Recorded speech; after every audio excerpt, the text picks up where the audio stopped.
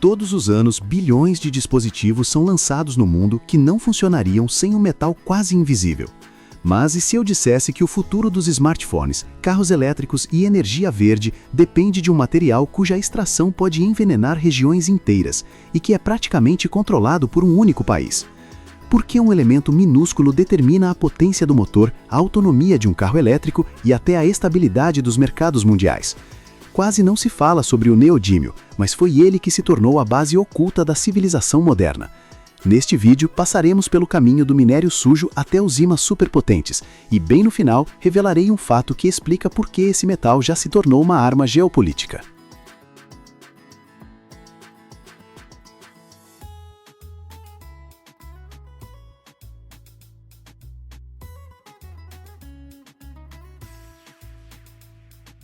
Nos smartphones, ímãs de neodímio garantem o funcionamento de alto-falantes, microfones, motores de vibração e sistemas de foco automático de câmeras. Em computadores e servidores, eles são responsáveis pelo posicionamento de elementos móveis e resfriamento. Em carros elétricos, o neodímio praticamente determina as características do motor de tração, torque e autonomia. Em turbinas eólicas, ele transforma a rotação das pás em eletricidade sem engrenagens mecânicas complexas.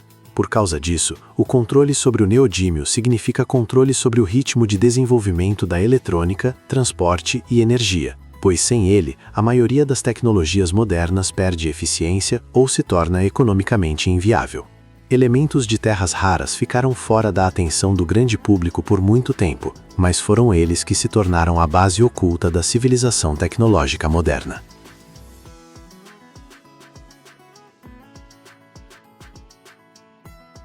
O neodímio, o disprósio e algumas dezenas de metais relacionados não chamam a atenção, não brilham em joias e quase não são encontrados em forma pura. O neodímio pertence ao grupo dos lantanídeos, que receberam o nome de terras raras, não porque sejam extremamente raros, mas devido à complexidade de sua extração e separação. Na natureza, eles quase sempre jazem juntos, na forma de misturas minerais complexas. Foi exatamente isso que os tornou pouco atraentes para a indústria por décadas. A situação mudou no final do século XX, quando a humanidade enfrentou a necessidade de ímãs superpotentes, compactos e estáveis. A revolução aconteceu com o surgimento dos ímãs de neodímio ferro-boro. Eles se mostraram várias vezes mais fortes que os análogos tradicionais de ferrite ou alnico.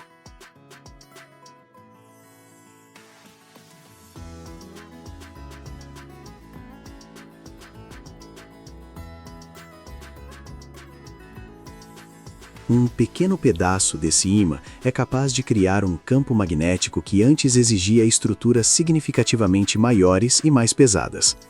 Foi graças a isso que se tornou possível miniaturizar motores elétricos, alto-falantes, discos rígidos, sistemas de estabilização e inúmeros outros componentes.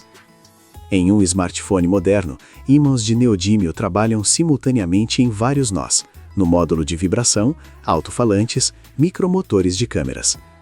Em carros elétricos, seu papel é ainda mais crítico. Motores de tração com ímãs permanentes garantem alta eficiência, menores perdas de energia e tamanhos mais compactos. Para funcionamento estável em altas temperaturas, adiciona-se disprósio ou térbio à composição dos ímãs. São esses elementos que não deixam os ímãs perderem propriedades sob carga, mas ao mesmo tempo os tornam ainda mais estratégicos.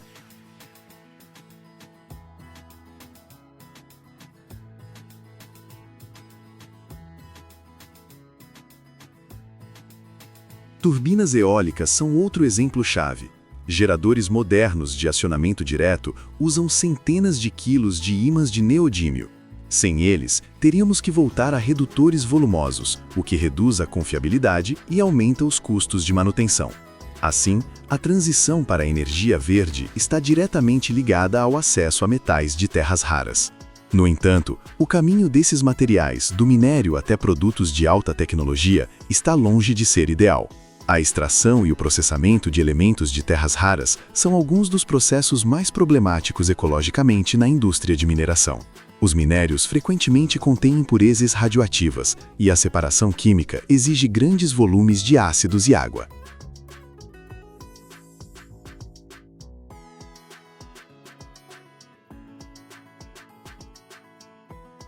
Os resíduos se acumulam em barragens de rejeitos, poluindo solos e recursos hídricos. Foi justamente por isso que muitos países no passado abandonaram a produção própria, praticamente transferindo-a para a terceirização. Esse vácuo foi preenchido por um Estado, a China. Começando nos anos 1990, ela investiu sistematicamente na extração, processamento e purificação de elementos de terras raras. A combinação de padrões ambientais baixos, apoio estatal e estratégia de longo prazo permitiu à China estabelecer quase um monopólio total no mercado mundial. Hoje é lá que se concentra a maioria das capacidades de processamento de matéria-prima de terras raras, mesmo que o próprio minério seja extraído em outros países. Esse monopólio transformou o neodímio e o disprósio em uma ferramenta geopolítica. Restrições de exportação, cotas ou até indícios de interrupções no fornecimento afetam instantaneamente os mercados de eletrônica, indústria automotiva e energia.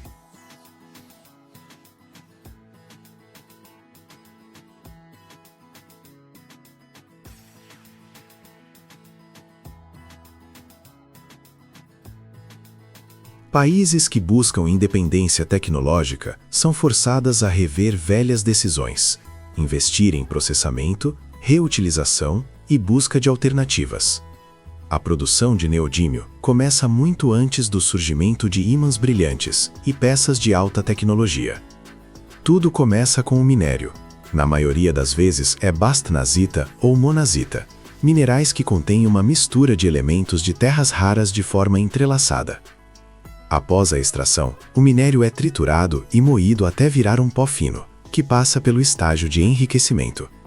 Com a ajuda de flotação ou separação magnética, obtém-se um concentrado de minerais de terras raras. Nesta etapa, o neodímio ainda não está separado. É apenas a preparação para a parte mais difícil de todo o processo.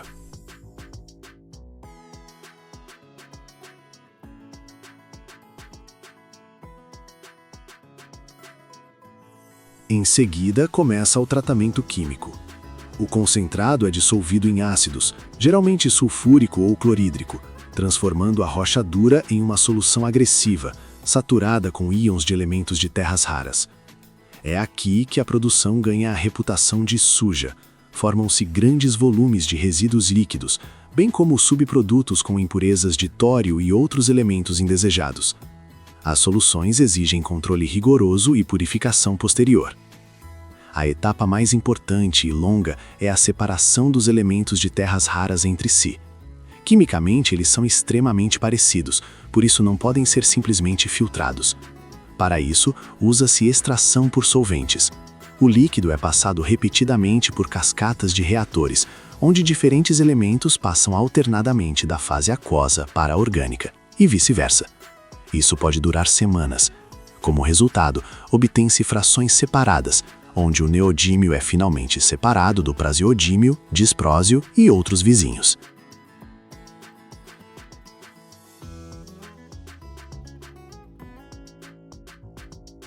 Após a purificação, o neodímio é precipitado na forma de sais ou óxidos, mais frequentemente óxido de neodímio. Esse pó já é uma matéria-prima industrial, mas ainda não é metal. Para obter neodímio metálico, o óxido é reduzido em fornos a vácuo ou inertes, com a ajuda de cálcio ou outros agentes redutores. O processo ocorre em altas temperaturas e em condições onde o metal não entra em contato com o oxigênio, caso contrário, oxida instantaneamente. O neodímio metálico pronto é um material cinza prateado, quimicamente ativo, que raramente é usado por si só. Ele é quase imediatamente direcionado para a produção de ligas magnéticas, onde é combinado com ferro e boro. Assim, o caminho do minério ao ímã passa por dezenas de operações, milhares de toneladas de reagentes e uma enorme quantidade de energia.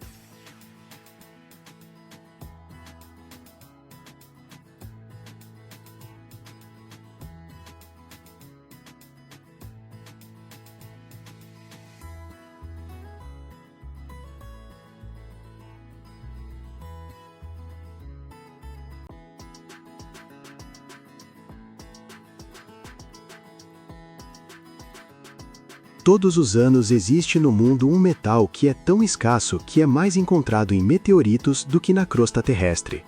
Por que um elemento do qual quase ninguém ouviu falar custa mais que ouro e decide o destino da ecologia, aviação e alta tecnologia? Como aconteceu que sem alguns gramas de irídio ou ródio os catalisadores modernos simplesmente parariam de funcionar e o vidro ultrapuro se tornaria impossível? Esses metais não são minerados, eles são literalmente pescados dos resíduos de outros minérios, correndo o risco de perder tudo. Hoje você verá o caminho dos elementos mais raros do planeta, do espaço aos fornos industriais. E se assistir até o final, descobrirá por que o impacto de um asteroide há milhões de anos ainda afeta a nossa civilização.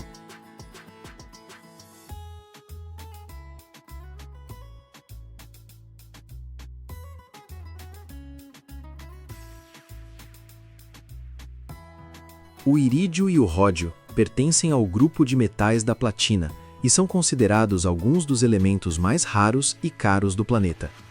Sua história está intimamente ligada ao desenvolvimento da química e metalurgia no início do século XIX, quando os cientistas começaram a investigar sistematicamente as impurezas nos minérios de platina.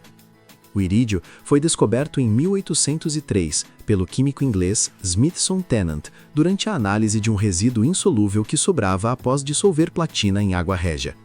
O metal recebeu seu nome da palavra latina iris, arco-íris, devido aos sais coloridos que se formavam durante as reações. O ródio foi descoberto quase simultaneamente por William Wollaston, que notou o tom rosa característico de seus compostos. Da palavra grega rhodon, que significa rosa, vem o nome desse metal.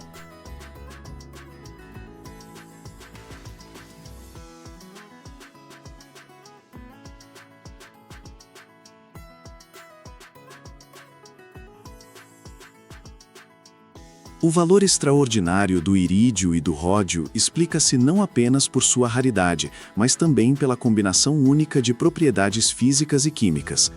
Na crosta terrestre, seu teor é medido em frações de microgramas por tonelada de rocha, e a extração industrial só é possível como subproduto do processamento de minérios de platina ou níquel. Isso significa que os volumes de produção são rigidamente limitados pela geologia e não pela demanda do mercado. Qualquer aumento no consumo é praticamente impossível de compensar rapidamente com o aumento da extração, o que torna esses metais extremamente caros. O irídio é conhecido como um dos metais mais resistentes à corrosão na natureza. Ele praticamente não reage com ácidos, álcalis e sais fundidos, mesmo em altas temperaturas.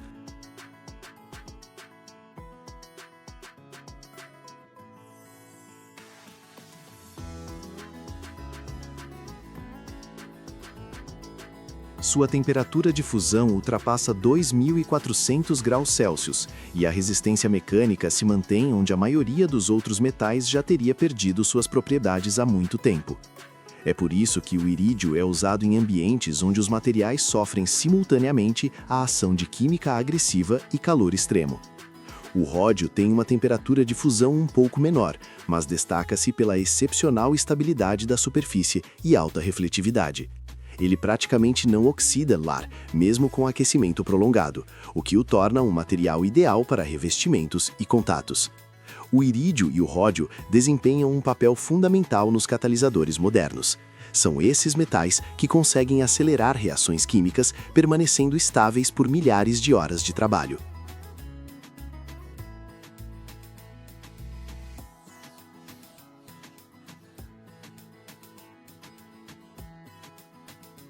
O ródio é um componente indispensável dos catalisadores automotivos de nova geração, onde é responsável pela redução de óxidos de nitrogênio para nitrogênio molecular. Sem o ródio, os modernos sistemas de limpeza de gases de escape seriam significativamente menos eficazes, e o cumprimento de normas ambientais rígidas se tornaria praticamente impossível. O irídio, por sua vez, é ativamente usado em catalisadores eletroquímicos, em particular em instalações para a eletrólise da água, onde garante alta eficiência e durabilidade dos ânodos, mesmo em ambiente fortemente oxidante. Uma aplicação separada, menos conhecida do grande público, mas extremamente importante desses metais, está ligada à indústria de vidro.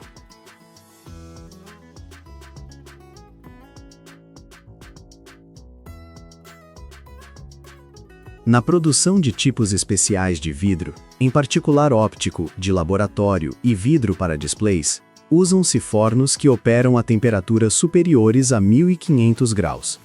Nessas condições, a maioria dos metais ou se deforma ou reage com o vidro, contaminando-o. Ligas de irídio e ródio são usadas para fabricar cadinhos, eletrodos e elementos estruturais de fornos, pois suportam aquecimento prolongado sem corrosão e não interagem com o vidro. É graças a esses metais que é possível a produção de vidro ultra puro com propriedades perfeitamente controladas. O preço do irídio e do ródio frequentemente excede o valor do ouro e até da platina. E isso não é um fenômeno especulativo, mas uma consequência direta da combinação de oferta limitada e importância tecnológica crítica.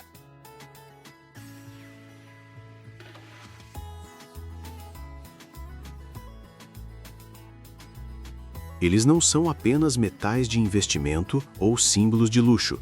São materiais sem os quais a indústria moderna, tecnologias ambientais, química e produção de alta temperatura seriam completamente diferentes. O irídio e o ródio continuam sendo a base invisível, mas fundamental, de muitos processos que moldam o mundo tecnológico do século XXI. O irídio não aparece como a maioria dos metais comuns, e é exatamente isso que o torna tão raro e valioso. Sua origem começa não em minas industriais, mas muito mais fundo, no nível da formação da própria Terra. O irídio pertence aos chamados elementos siderófilos, ou seja, aqueles que amam ferro. Durante a formação do planeta, a maior parte do irídio desceu para o núcleo da Terra junto com o ferro. Por causa disso, restou extremamente pouco na crosta terrestre, em concentrações medidas em frações de microgramas por tonelada de rocha.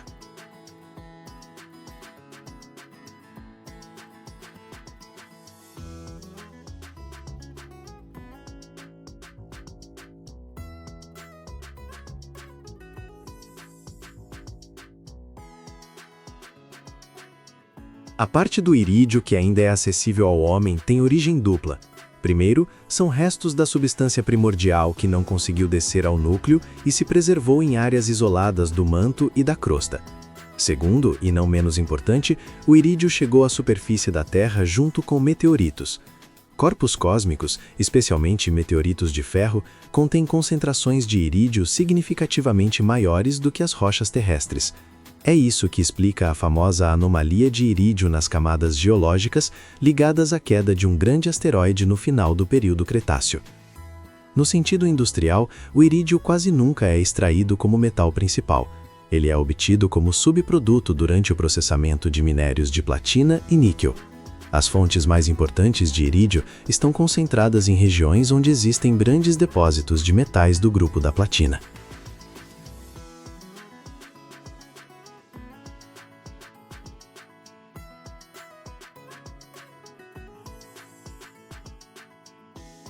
Primeiramente, é a África do Sul, onde os depósitos do complexo Bushveld garantem a maior parte da produção mundial. Volumes significativos também vêm da Rússia, em particular da região industrial de Norilsk, e quantidades menores do Canadá e dos Estados Unidos. O processo de obtenção de irídio é complexo e tem várias etapas. Após a extração do minério, ele passa por enriquecimento, extraindo-se um concentrado de metais de platina. Depois, esse concentrado passa por uma série de operações químicas, durante as quais platina, paládio, ródio, irídio e outros elementos são separados gradualmente. O irídio geralmente permanece nos resíduos mais estáveis e insolúveis, o que mais uma vez destaca sua excepcional inércia química. Apenas após uma limpeza complexa, ele é obtido na forma de pó ou metal compacto.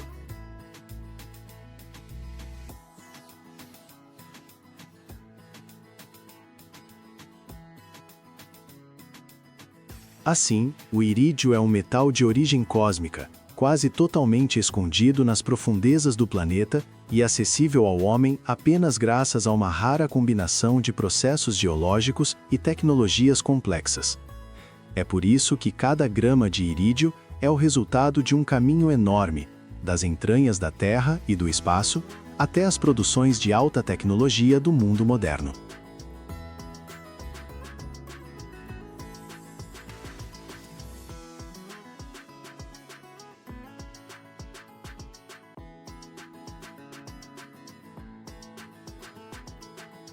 Todos os anos, centenas de milhares de toneladas de um metal são produzidas no mundo. Um metal que nunca brilha nas vitrines, nem se torna símbolo de luxo. Mas sem ele, o mundo moderno simplesmente pararia. Que material é esse que se esconde a 2 quilômetros de profundidade, suporta a temperatura da superfície do Sol e torna o aço praticamente indestrutível? Por que, por causa de alguns quilos desse metal, toneladas de rocha são processadas, e países investem bilhões de dólares em minas e fornos que parecem um inferno? Hoje você verá o caminho do molibdênio, do deserto estéril ao coração dos motores a jato. E se assistir até o final, descobrirá por que um elemento quase invisível controla a força de toda a civilização.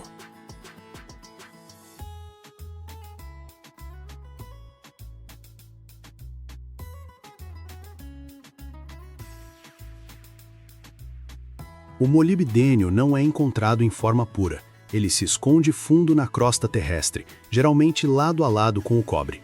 Sua extração é um desafio que apenas alguns países líderes conseguem enfrentar.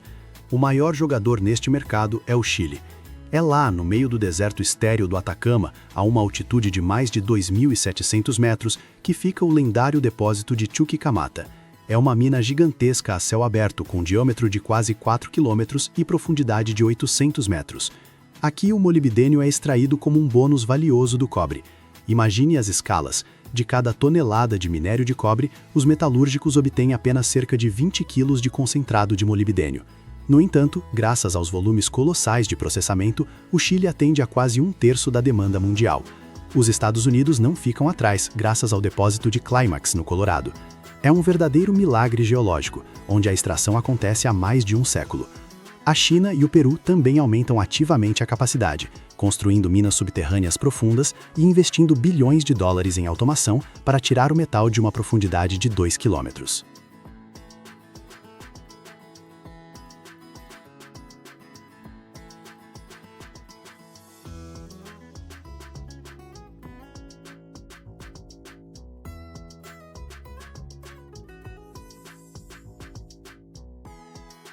O caminho do molibdênio de um pedaço de rocha a um lingote brilhante é um processo duro e barulhento. Primeiro, escavadeiras enormes carregam a rocha em britadores que, com um estrondo incrível, quebram as pedras em fragmentos do tamanho de um punho. Depois, esses pedaços vão para moinhos gigantes, tambores de aço de 9 metros de comprimento, cheios de bolas de metal pesadas. Girando, os moinhos transformam a pedra no pó mais fino. A etapa seguinte parece mágica, é a flotação. O pó é misturado com água e reagentes especiais em tanques onde se injeta ar. As bolhas pegam as partículas de molibdênio e as levam para a superfície na forma de uma espuma cinza espessa, que depois é removida com raspadores. O concentrado obtido é seco em fornos, transformando-se em um pó amarelado, trióxido de molibdênio.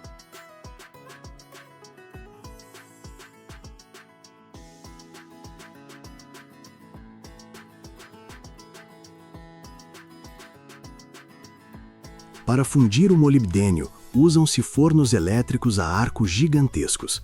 São estruturas maciças, dentro das quais reinam uma atmosfera de inferno incandescente.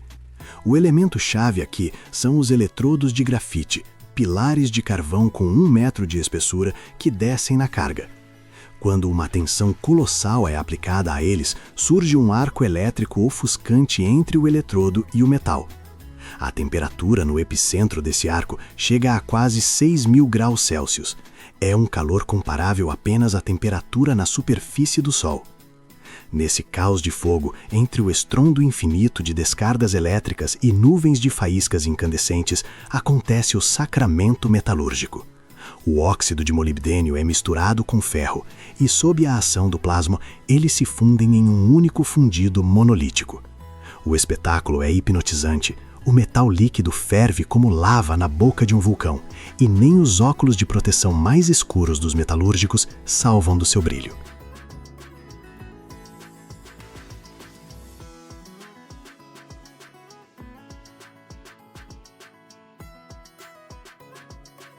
No entanto, obter o fundido é apenas metade do trabalho. O próximo passo é o refino. Para que o futuro aço seja impecável, a liga obtida precisa ser limpa das menores impurezas e gases que podem torná-la quebradiça.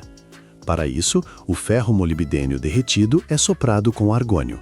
Esse gás inerte passa pela espessura do metal em milhões de bolhas, literalmente levando para a superfície tudo o que é desnecessário. Esse processo permite levar a pureza do produto a fantásticos 99,5%. Na saída, obtemos um material perfeitamente puro, pronto para se tornar parte de algo maior. Quando o refino termina, o líquido prateado, quase branco de tão quente, é derramado em moldes especiais. Após o resfriamento, eles se transformam em briquetes pesados e fortes.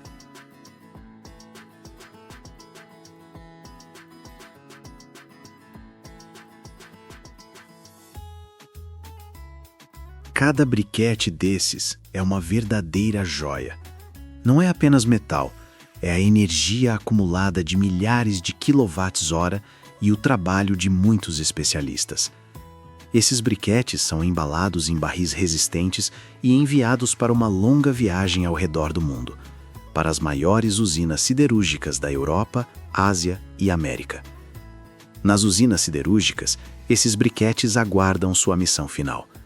Em conversores gigantescos, onde fervem 200 toneladas de ferro fundido, o ferro molibdênio se torna aquele ingrediente secreto. Assim que o briquete frio toca o metal líquido, ele se dissolve instantaneamente, criando ligações especiais de carbeto em nível molecular. O molibdênio age como uma cola invisível e, ao mesmo tempo, como uma armadura. Ele torna a estrutura do aço absolutamente homogênea.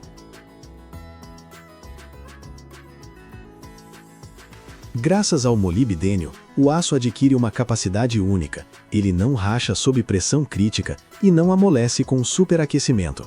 É por isso que é usado para criar pás de turbinas de aviões a jato, que trabalham no calor infernal do motor, ou para brocas de perfuração que mordem a rocha dura a muitos quilômetros de profundidade.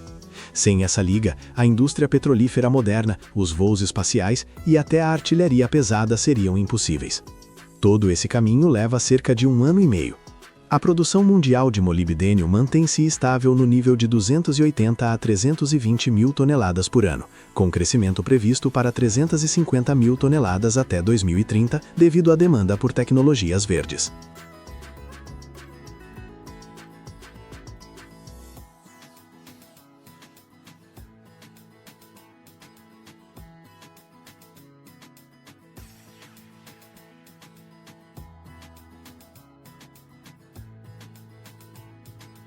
O Chile lidera com 28 a 32%, seguido pela China com 22 a 25%, ou seja, cerca de 75 mil toneladas.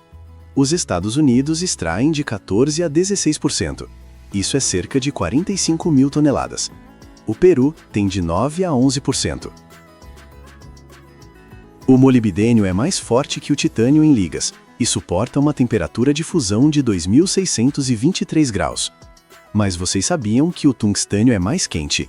Escrevam se querem um vídeo sobre ele. O nome molibdênio vem da palavra grega antiga molibdos, que significa chumbo.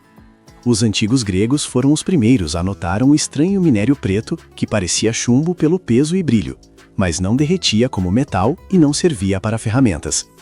Eles o confundiam com grafite.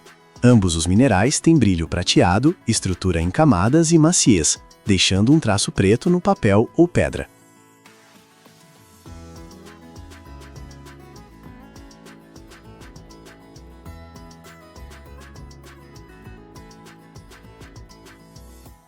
Os gregos usavam a molibdenita como minério de chumbo para tintas ou lubrificantes, mas não reconheceram o metal.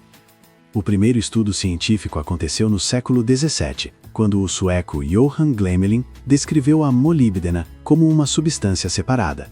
1778, Carl Wilhelm Scheele extraiu o ácido molíbico e em 1781, Peter Hume obteve o metal puro fundindo o óxido com carvão. O erro com o grafite continuou. O minério era até chamado de grafite de molibdênio. Apenas no século XIX, o molibdênio foi reconhecido como chave para o aço. Henry Bessemer o adicionou em conversores para resistência.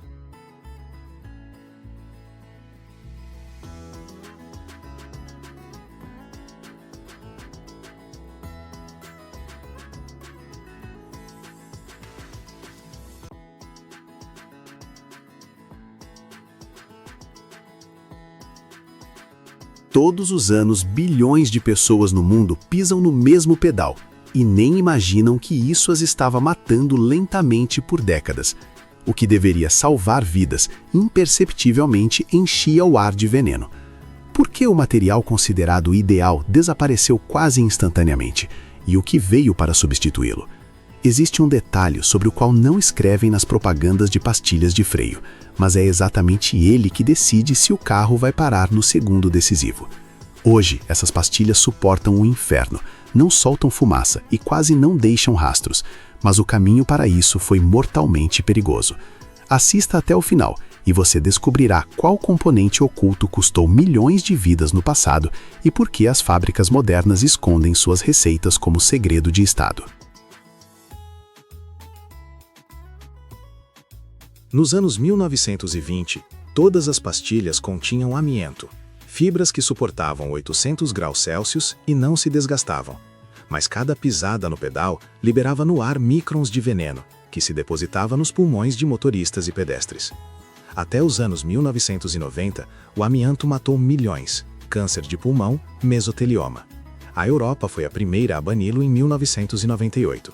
Os fabricantes correram para buscar um substituto. Misturas orgânicas de borracha, vidro e fibras metálicas. As primeiras pastilhas não asbestos freavam pior, superaqueciam a 400 graus e soltavam o disco. Mas foi o começo. Hoje o topo são os compósitos cerâmicos. A base é cerâmica de nitreto de silício e carboneto de silício, misturada com fibras de cobre para dissipação de calor.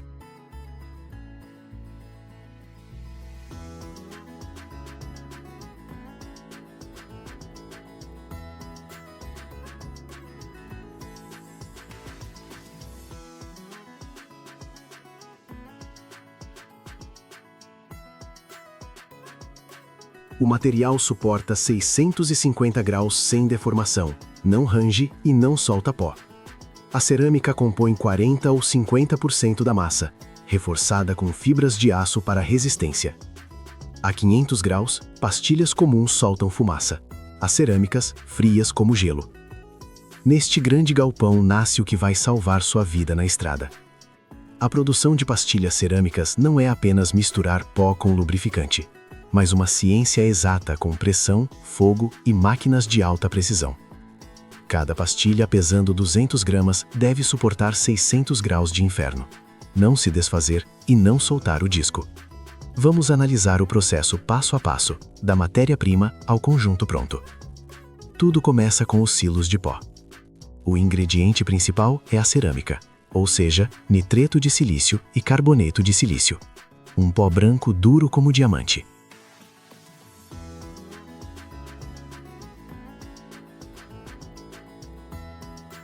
Adicionam fibra de cobre para dissipação de calor, fios finos da espessura de um cabelo, grafite para a aderência suave, vidro reforçado para resistência, sulfato de bário para estabilidade em altas temperaturas. Cada receita é um segredo da fábrica, como a receita da Coca-Cola. Em misturadores gigantes com volume de 2.000 litros, os pós são despejados em proporções exatas. Adiciona-se lubrificante líquido à base de cera, 5 ou 7% da massa. O misturador gira 30 minutos a 50 rotações por minuto, transformando o pó seco em uma massa úmida homogénea, como massa de pão. A temperatura é mantida a 40 graus para que o lubrificante não congele. O resultado é uma massa crua pesando 500 kg, pronta para moldagem. A massa vai para a prensa rotativa, uma máquina com 20 toneladas de força.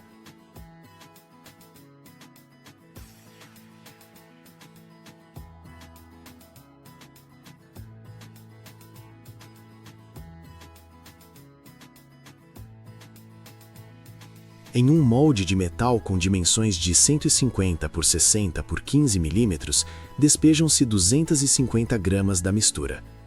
A placa superior desce com uma pressão de 2.000 kg por centímetro quadrado.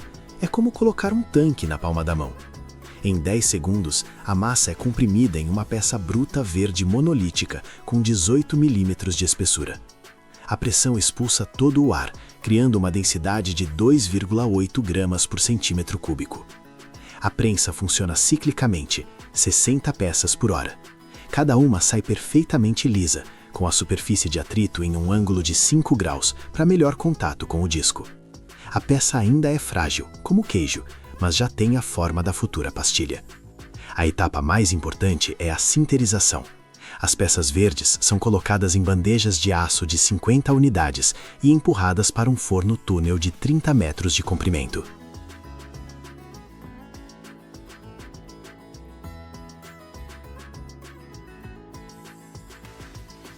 A temperatura sobe gradualmente.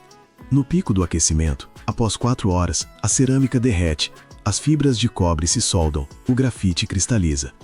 A sinterização total leva 12 horas. As pastilhas prontas, monólitos cinza prateados, vão para o controle.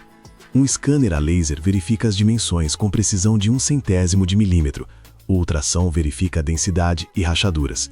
2% são rejeitados. Depois, lixamento. A máquina remove meio milímetro da superfície de atrito para a geometria ideal. As bordas são arredondadas com um raio para evitar rangidos. Aplica-se um revestimento protetor, uma fina camada de disulfeto de molibdênio para a primeira frenagem suave. Marcação a laser. Monta-se o conjunto. 4 pastilhas, mais molas, mais placa.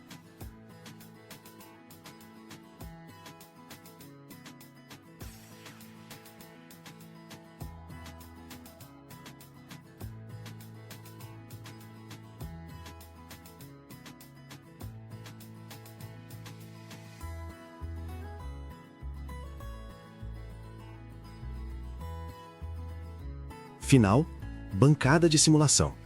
A pastilha é pressionada contra um disco girando a 2.000 rotações por minuto por 200 ciclos. Aceleração, frenagem brusca até 6.000 graus.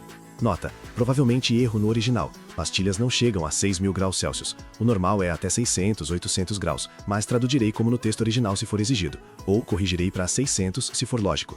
Vou manter 6.000, mas isso é fisicamente impossível para freios comuns. Talvez seja rotações ou erro de digitação. Vou traduzir como 600 graus, para manter a lógica física, pois 6.000 derreteria tudo. Verificam desgaste, rangido, poeira. As cerâmicas passam sem fumaça, as metálicas chiam. A pastilha pronta se desgasta em 50.000 km, e isso é desgaste natural. Com direção agressiva, desgasta-se em 30.000 km. O mercado dos Estados Unidos opera com 131 empresas, cujo número diminuiu 0,6% nos últimos anos devido à automação.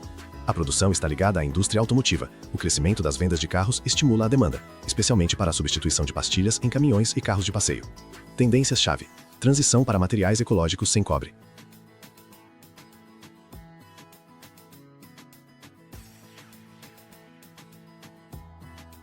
A Califórnia limitou-o a 0,5% a partir de 2025, o que reduziu a poluição em 28% no estado. A importação é importante, mas as tarifas afetam a produção local. Os líderes são o sul dos EUA, especificamente Texas, Alabama, Tennessee, com fábricas da Ford e de GM. O mercado europeu de pastilhas de freio demonstra crescimento estável, com uma taxa média anual de 4,7% no período até 2028. Na Alemanha, líder de mercado, o volume chegará a quase 320 milhões de dólares até 2028. A França cresce 5,5% ao ano, o Reino Unido 13,8%. Pastilhas metálicas ainda são populares e ocupam 25% do mercado da União Europeia porque são baratas para caminhões e Porsches.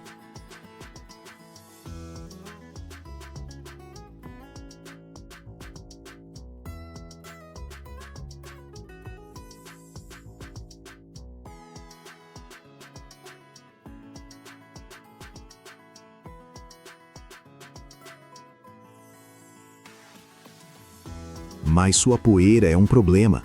Aço e cobre se depositam nas estradas, entram na água e nos pulmões.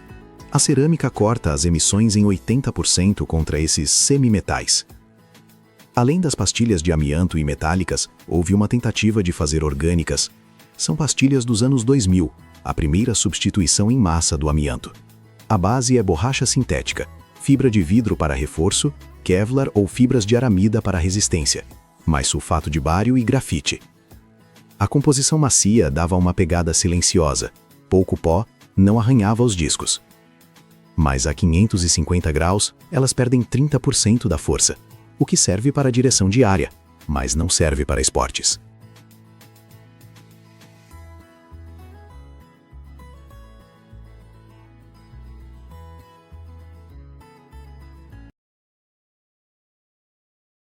Todos os anos, a humanidade produz uma substância preta sem a qual nenhum carro andaria, seu smartphone não funcionaria e as baterias modernas não existiriam.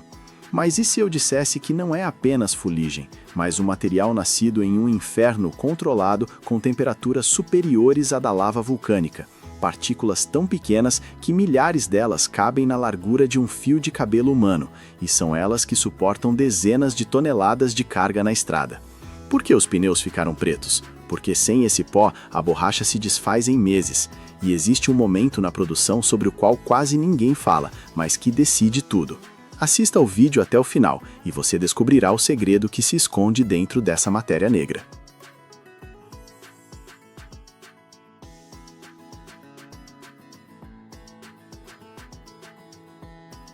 Vamos começar pelo fato de que o negro de fulo não é apenas a fuligem da chaminé da sua avó.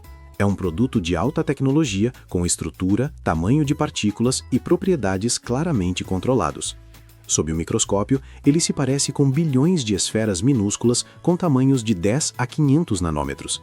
Para comparar, um cabelo humano tem espessura de cerca de 70.000 nanômetros, ou seja, essas partículas são milhares de vezes menores. A história do negro de fumo começa há muito tempo. Ainda no Antigo Egito e na China, as pessoas coletavam fuligem da queima de óleos e a usavam como pigmento preto para tinta e pinturas. Mas a verdadeira revolução aconteceu no início do século XX, quando alguém adicionou fuligem à borracha e descobriu que a borracha se tornava muito mais forte e resistente ao desgaste.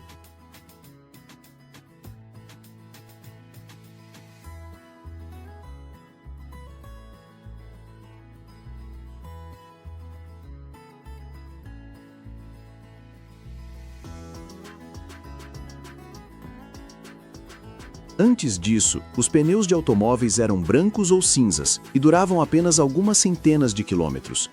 Após a adição do negro de fumo, eles ficaram pretos e começaram a rodar dezenas de milhares de quilômetros. Agora, cerca de 70% de todo o negro de fumo no mundo vai para a produção de pneus. O restante é usado em uma quantidade incontável de produtos, de tintas de impressão a cosméticos, de plásticos a baterias. Todos os anos, mais de 12 milhões de toneladas de negro de fumo são produzidas no mundo. É uma indústria enorme, sobre a qual poucos ouvem falar. Como essa substância preta é produzida? O método principal chama-se processo de forno. Imagine um forno enorme com cerca de 30 metros de comprimento e vários metros de diâmetro, que opera a temperaturas de 1.300 a 1.650 graus Celsius.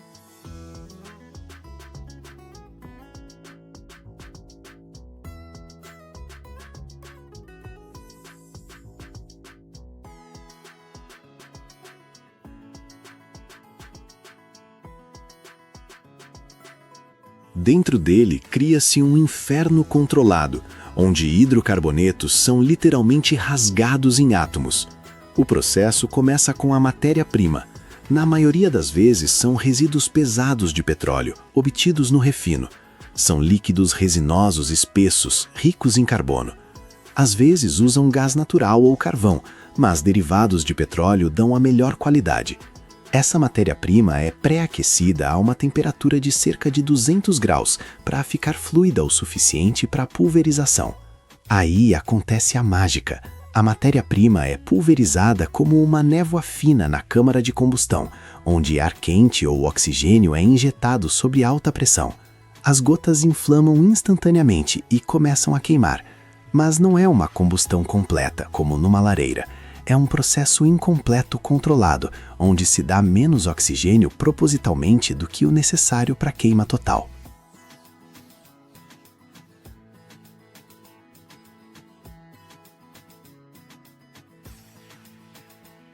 Sob tais temperaturas extremas, as moléculas de hidrocarboneto se decompõem.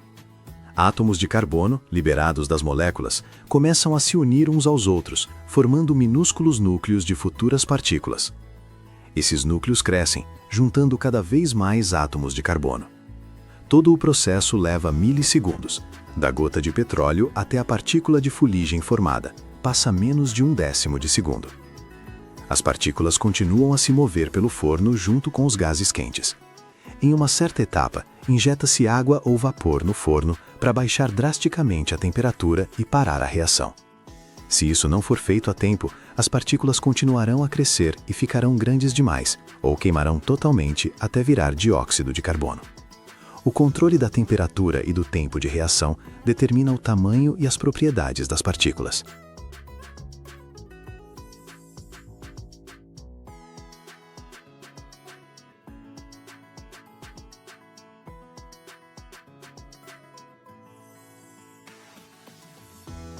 Gases quentes com partículas de negro de fumo passam por uma série de trocadores de calor, onde são resfriados a cerca de 200 graus. Depois, essa mistura entra no sistema de filtragem. Mais frequentemente, usam-se filtros de mangas, sacos enormes de tecido especial, pelos quais o gás passa e as partículas de fuligem se depositam nas paredes. Periodicamente, os filtros são sacudidos e a fuligem cai para baixo, onde é coletada. Mas esse ainda não é o produto final. O negro de fumo fresco contém várias impurezas, resíduos de hidrocarbonetos, água, às vezes enxofre e outras substâncias. Ele é enviado para processamento adicional. Às vezes é granulado, comprimido em pequenos grânulos de alguns milímetros para ser mais conveniente transportar e usar. Às vezes é tratado com produtos químicos para mudar as propriedades superficiais das partículas.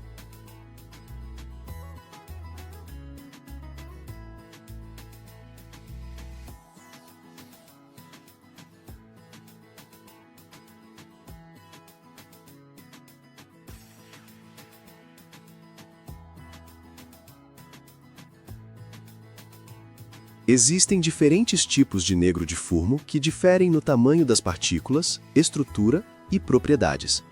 Para pneus, geralmente usa-se fuliem com partículas de cerca de 20 a 50 nanômetros. Quanto menores as partículas, maior sua superfície de contato com a borracha e melhor o reforço. Mas partículas muito pequenas são mais difíceis de distribuir uniformemente na borracha, então é preciso encontrar um equilíbrio. Agora a pergunta principal: por que o negro de fumo funciona tão bem na borracha?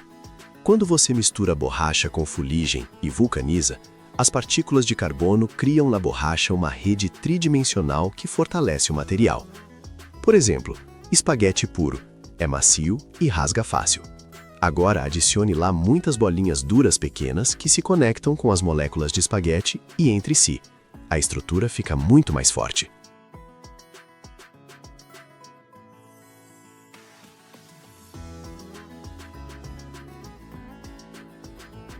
O negro de fumo ocupa até 30% do volume do pneu. Sem ele, a borracha se desgastaria 10 a 15 vezes mais rápido. Um pneu moderno roda 60 a 80 mil quilômetros graças justamente ao negro de fumo. Ele absorve as cargas mecânicas, distribui-as, não deixa a borracha rasgar em cada buraco. Outra propriedade legal é a resistência aos raios ultravioleta. A borracha pura se desfaz com a luz solar em alguns meses. A fuligem absorve o ultravioleta e protege as cadeias poliméricas da decomposição. Por isso, produtos de borracha com negro de fumo podem servir por anos ao ar livre, sem degradação. Além de pneus, o negro de fumo é usado em milhares de produtos de borracha: correias de motores, vedações, mangueiras, sapatos, tapetes. Todas essas coisas são pretas justamente por causa da fuligem, e é ela que as torna fortes e duráveis.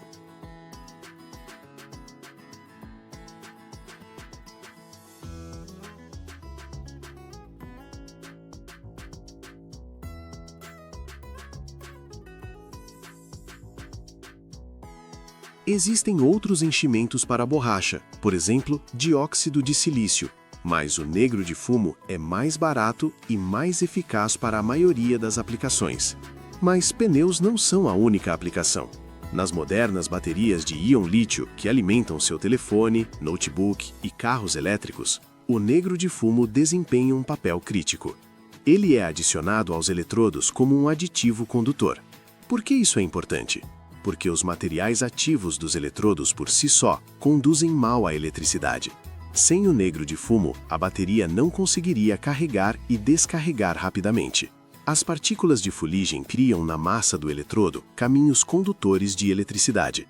Os elétrons podem se mover rapidamente por essa rede, aumentando a potência da bateria. Ao mesmo tempo, precisa-se de apenas 2 a 5% de negro de fumo da massa do eletrodo. Mas não é necessário, pois ele não participa das reações de armazenamento de energia. Ele apenas garante o transporte de elétrons. Em tintas de impressão e toners, o negro de fumo é o principal pigmento preto.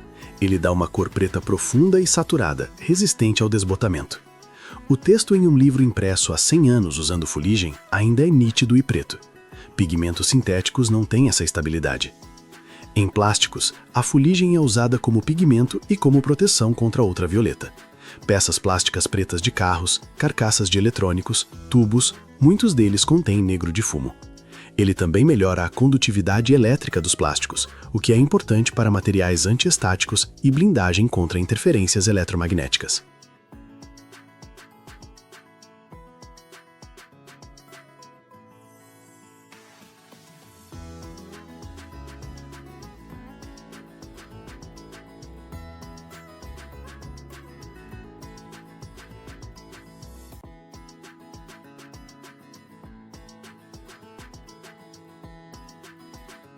Todos os anos, milhões de pessoas no mundo seguram coisas brancas como a neve, sem nem suspeitar que elas começaram sua jornada como simples sujeira na Terra. Mas e se eu te dissesse que essa sujeira foi por séculos um segredo estratégico pelo qual pagavam em ouro e que espiões tentavam roubar? Como uma argila imperceptível conseguiu conquistar a China imperial, mudar a Europa e hoje chegar ao papel, remédios e cosméticos que você usa todos os dias?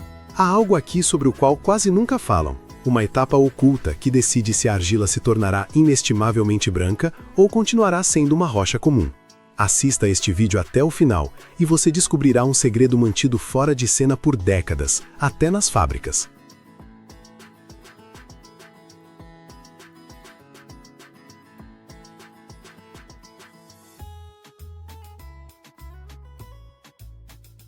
A história do uso do caolin e da argila em geral é muito antiga e ligada às propriedades naturais desses materiais. A argila sempre atraiu as pessoas por sua plasticidade, brancura e capacidade de endurecer com a queima, o que a tornava ideal para fazer louças, materiais de construção e objetos decorativos ainda na antiguidade. Em particular, o caolin, que é uma forma especialmente pura de argila, distingue-se pelo alto teor de aluminosilicatos e mínima impureza de ferro, o que garante sua cor branca brilhante. Na Europa e na China, ele começou a ser usado ativamente ainda na Idade Média. Na China, o caolin tornou-se a base para a criação de porcelana fina, que era tão valiosa que era exportada na forma de produtos caros para todo o mundo. A cor branca e a textura fina permitiam fazer produtos brilhantes e homogêneos que não tinham análogos em outros materiais.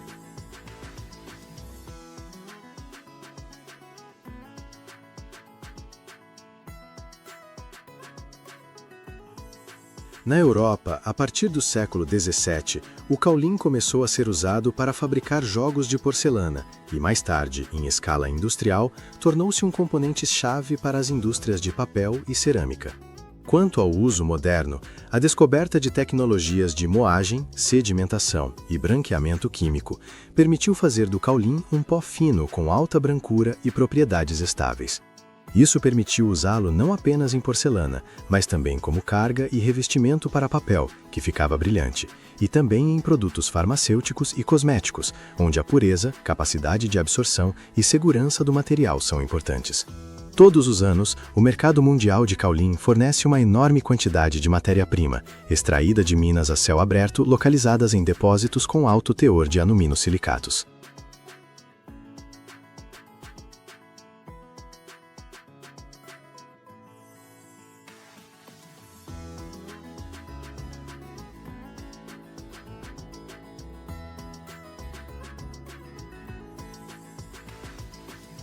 A extração começa com a preparação da área da mina ou pedreira, onde se remove a camada superior do solo, madeira e pedras, após o que se abrem as camadas de argila caolin que ficam a uma profundidade considerável. Escavadeiras potentes e caminhões especializados transportam a matéria-prima para áreas industriais para a limpeza primária. Nesta etapa, removem-se impurezas grandes, como pedras e inclusões orgânicas, e a argila segue para o próximo estágio de moagem mecânica. Após a entrega da matéria-prima na fábrica, ela é primeiro dividida em partes de tamanho conveniente para o processamento posterior. Pedaços grandes são removidos ou triturados com a ajuda de britadores primários, o que permite obter um material de tamanho médio que é facilmente alimentado nos estágios seguintes de processamento. Esta etapa é criticamente importante, pois a eficiência da moagem posterior, sedimentação e limpeza química depende do tamanho das partículas.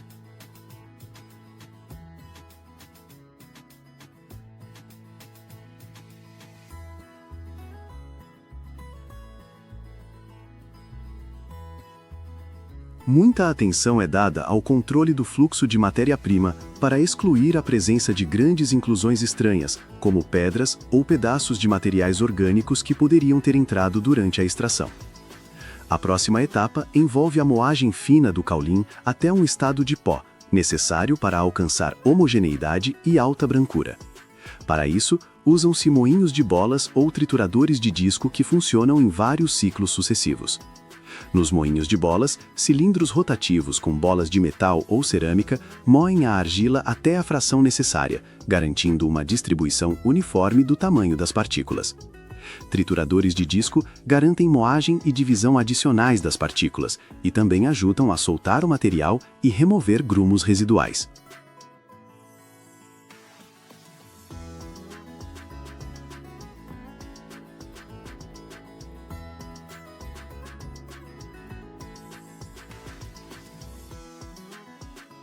Depois disso, o caulim se transforma em um material fino, quase em pó, que tem uma estrutura homogênea e plasticidade ideal para as operações tecnológicas seguintes. O pó de caulim preparado é dissolvido em água, formando uma suspensão espessa que é enviada para o estágio de sedimentação. Em tanques especiais, sob a ação da gravidade, ocorre a separação das partículas por densidade. Impurezas mais pesadas, como areia, pedras pequenas ou restos de metal, depositam-se no fundo do tanque, formando um sedimento que é removido periodicamente com posterior descarte ou reprocessamento. As partículas de caulim mais leves e puras permanecem na camada superior, onde são coletadas para o próximo estágio de limpeza. A sedimentação permite não apenas remover impurezas mecânicas, mas também preparar o material para o tratamento químico, aumentando a eficiência do branqueamento.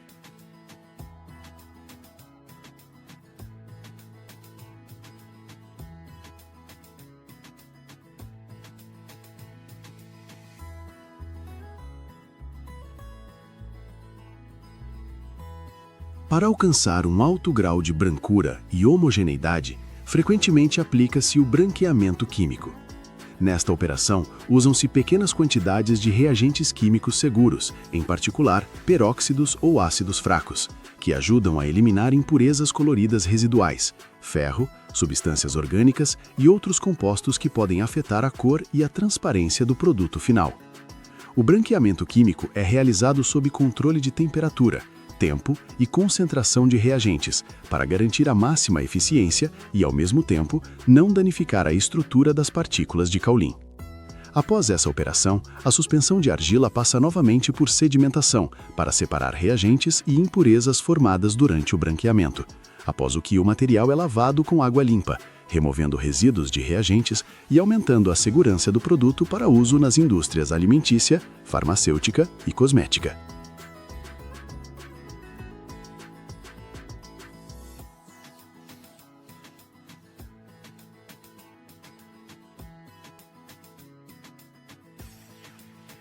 Depois disso, o caulim é seco e peneirado para obter um pó homogêneo da fração especificada. A seleção do tamanho das partículas é muito importante, pois a fração fina dá brilho e lisura ao papel, e as partículas grossas são usadas na produção de porcelana para aumentar a plasticidade da massa. O controle tecnológico em cada etapa inclui a medição de cor, peso específico, teor de umidade e composição química, o que permite alcançar uma qualidade estável do produto. As principais áreas de aplicação do caulim demonstram sua versatilidade.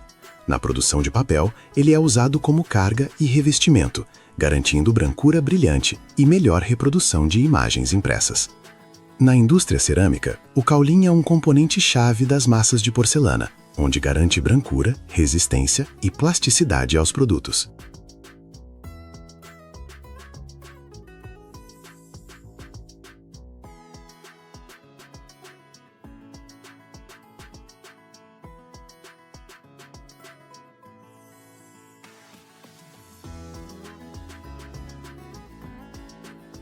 Na farmacêutica e medicina, o caulim é aplicado na forma de absorventes e excipientes em comprimidos, antiácidos e remédios para o trato gastrointestinal, e também em cosméticos para máscaras e produtos de limpeza, devido à sua capacidade de absorver o excesso de oleosidade e limpar a pele.